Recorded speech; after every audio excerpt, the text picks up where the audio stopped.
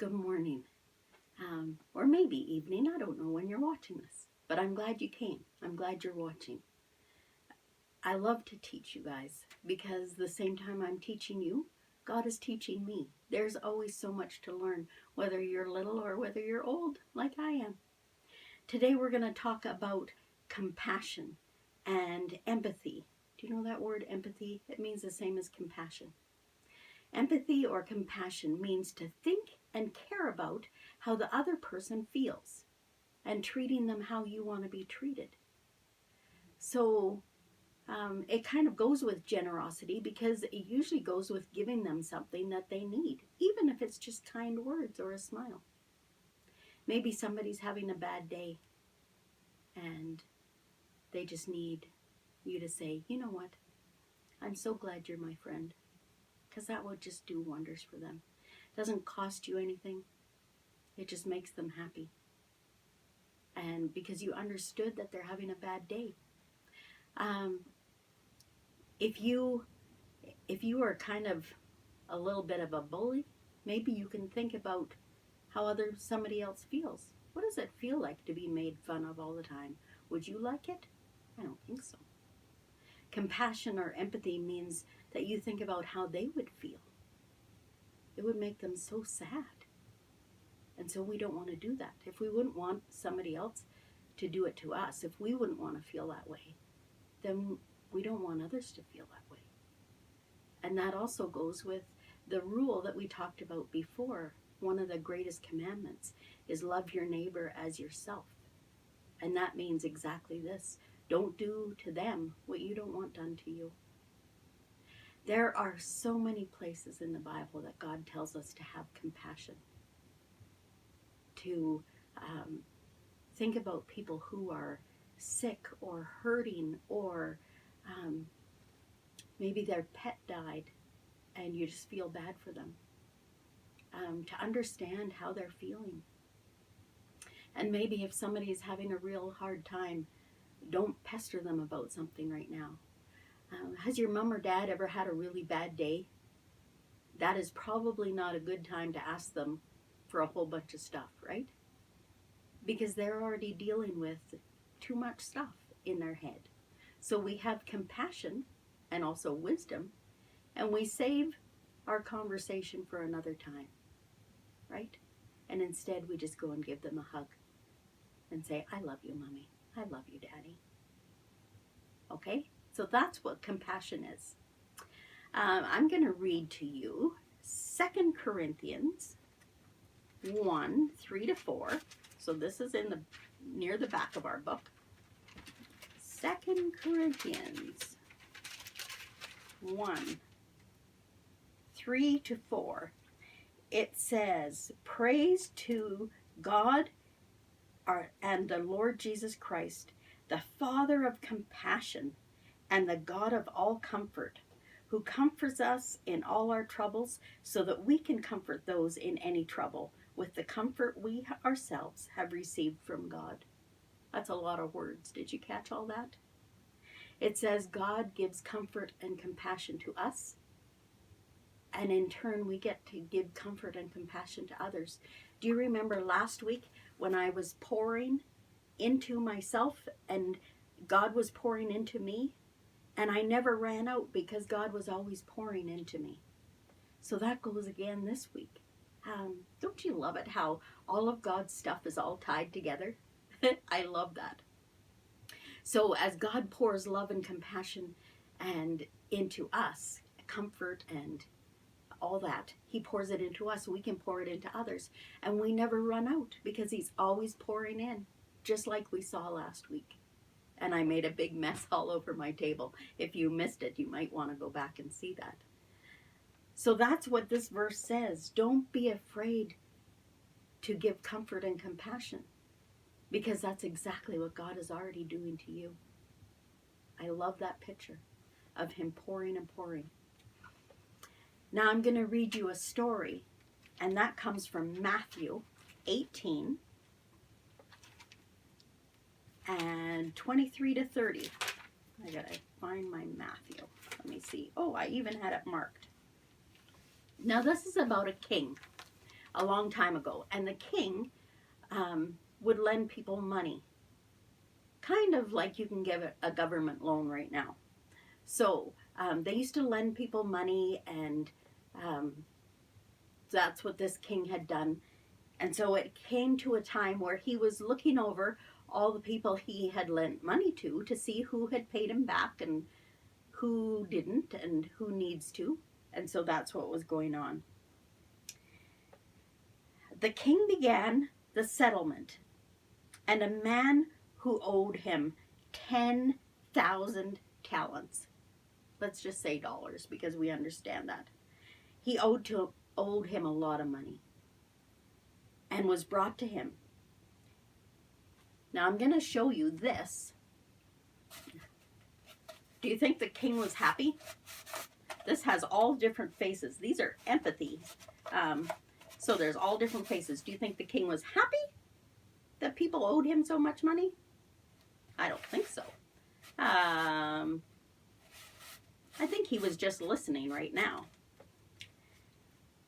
But he was not able to pay it. And so the king ordered that the man and his wife and his children and all that he had be sold to pay the debt. So that tells me the king was mad. This guy owed him lots of money, and he hadn't paid him back at all, and so he was mad. So in those days, you could order them to all go to jail. You could sell his wife and his kids. Would you like to be sold? I would not. And they could be sold off until he had enough money to pay it back. Now, how do you think the man felt? Scared? I would think so. And maybe sad. Probably very sad. Right? Scared and sad. That's how I would feel. The servant fell on his knees in front of the king and said, "Be patient with me," he begged, "and I will pay back everything." And the king took pity on him. He had compassion and empathy. And he canceled the debt and let him go. Now, by canceling the debt, that doesn't mean he's just going to give him more time to pay it. Canceling the debt meant, you know what? I understand that you have not very much money and having a hard time. And so how about if I just say, you know what? You don't have to pay me back. It's all right. We'll just say it was a present and you never have to pay me back. Now, how do you think the man felt? How about that happy face? The man was happy. And I would be happy. My kids aren't going to be sold. And I don't have to pay back all this money. All my worries are done. How awesome is that? I just think that was amazing. That was so generous of the king. And that was last week's lesson. He didn't have to do that, but he was generous. So with that, the guy went home, but on his way out, he found one of his friends who owed him just a little bit of money. So he had lent his friend just a little bit of money, not a lot like the king had lent him. And do you think he was generous? Do you think he was happy and said, you know what, the king just gave me the most awesome gift and said I didn't have to pay him back? No, that's not what this guy said. He got very, mad and said, you need to pay me back right now. You need to give me what you owe me. And the fellow servant was scared and sad, just like that other guy had been. And he said, be patient with me and I will pay you back. But the guy said, no way. And he made the man be thrown in jail. Oh my goodness. So did he have empathy and compassion? He did not. The king showed him empathy and compassion. But this guy didn't show it to anybody else. Somebody had poured it into him, but he didn't pour it back out. How sad is that? We don't want to be like that guy who has no compassion and empathy. He was a jerk. We want to be like the king who was like God, because God gives us compassion all the time. So many times in the Bible, it tells us to have compassion. God says, be compassionate, love each other, be generous, have compassion. But not everybody does. I think kids maybe have more compassion sometimes than adults do. I know when my kids were small, one of them would do something wrong, and the other one would go and tell on him. And then, when the one who did wrong got punished, the one who told would go and put their arm around him and say, "That's okay, that's all right." So they had compassion. Where adults, if they see somebody getting what they deserve, they just think, yeah, you know what? They deserve it. And there's not a whole lot of compassion. So, we need to have compassion. God says we need to have compassion. And we do that by thinking how they feel. And is that how I would want somebody to do it to me? So I want you to remember that. That's an awesome story. And next week, we are going to talk more about compassion and God's compassion. So I'm excited about that because that is a ginormous topic. Okay, so you saw this thing that I was turning around. I hope from there you can see these faces. The scared face, the happy face, the sad face, and the mad face. Those are emotions. Those are what we feel. And so when I was telling the story, I was thinking about how they feel. And that's good practice for us to think about how somebody else can feel. So I want to make one with you. This one I made big just so that you could see it easier. But we're going to make ours out of a toilet paper roll. And I bet you have one of these. And if not, I bet you have one in the next couple days. So we're going to make one like this. And when somebody's telling you a story or you're watching a TV show, you can use it and turn these around and think about how somebody was feeling. Maybe how both people were feeling. Maybe one was happy that they did something mean and one was sad. So I want you to start thinking about that. But for now, we're just going to make one of these. And hopefully that doesn't roll away. So we start with a toilet paper roll, like I said. Here's all my stuff. And we're going to get something like a toonie, because that's easy to trace.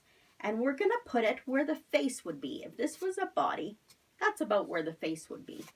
And we are going to trace it with the pencil. And then we're going to take scissors, and I'm going to poke a hole. Careful not to cut your fingers. And I'm going to cut that circle out, okay? Because that's where the face is going to show through. It doesn't matter if your circle is perfect. That's all right. It's only just for your face to shine through, okay? So there is my hole. If you're having too much trouble, get somebody bigger than you to do that. Okay, next thing you're going to do is do the faces. So I want you to take a sheet of paper and I want you to roll it up. And then I want you to stick it inside your toilet paper roll. And then when you let it go, it will be as big as your toilet paper roll. And then kind of pat the ends so that it all matches and it's all flat. Okay? You got that? Good. Now, so it doesn't move, I don't have any other kind of tape, so I'm using masking tape. That's what I like about crafts, is if you don't have something, you can usually use something else. So I'm going to poke this up a little bit, and I'm going to tape it right over my fold so it doesn't come undone. And I'm going to do that at the bottom too, because I don't want it to come undone. Okay. Now, do you see where that crack is? I don't want that crack to show, so I'm just going to turn it a little bit until the crack doesn't show. And then I'm going to put this back up to the top so it's even with the top. And with my pencil, I'm going to draw my happy face. There's my happy face. You can hardly see it, but that's okay, because after I take this out, or even if you want to do it now, you can do it in a felt pen. Whoops. And it'll be easier to see. But it's good to do it with pencil first so that you get it exactly how you want. I'm going to make the smile very dark. Now I bet you can see it better. Okay, so then what you're going to do is you're going to turn it until you can't see any of that face anymore. And you're going to do a different face. You're going to do the sad face. Oh, I did it in my felt pen, so I better not make a mistake. There's my sad face, and there's my tear coming down. Okay? Then you're going to do the mad face. Whoops, I'm going to do this one in pencil because don't always do very good with a mad face. Mad face has beady little eyes and angry eyebrows that point. We'll color in the mouth.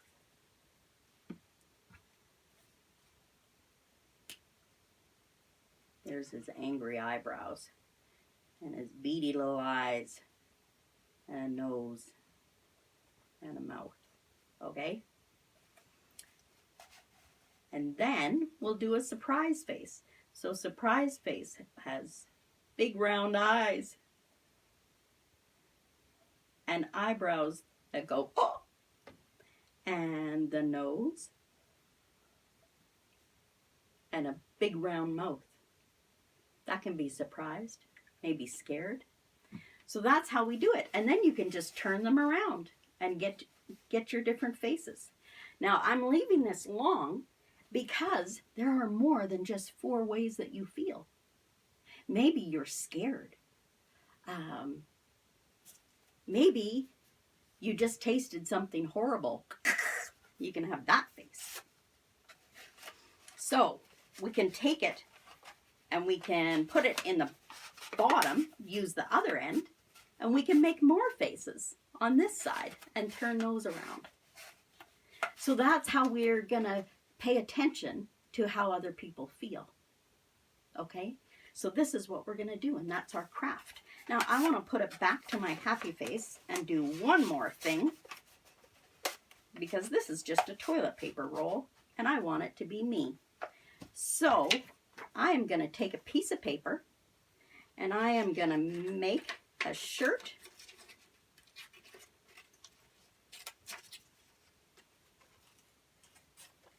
Oh, my arms aren't even. That's okay. So I cut out a shirt and I'm going to glue on the back of it and put it underneath of my body. And hey, you shirt, you better stick on there. It doesn't want to. My glue must not be very good. There's my shirt. And now I'll do a skirt.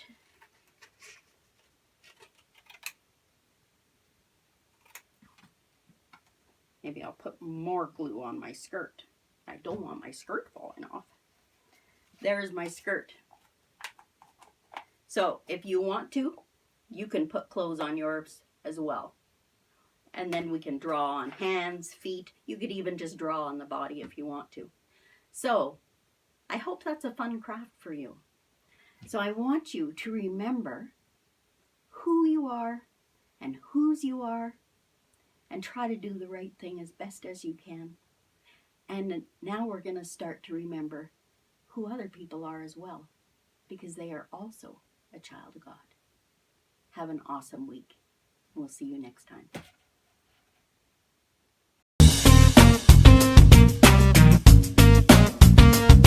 In every situation, your feelings mean so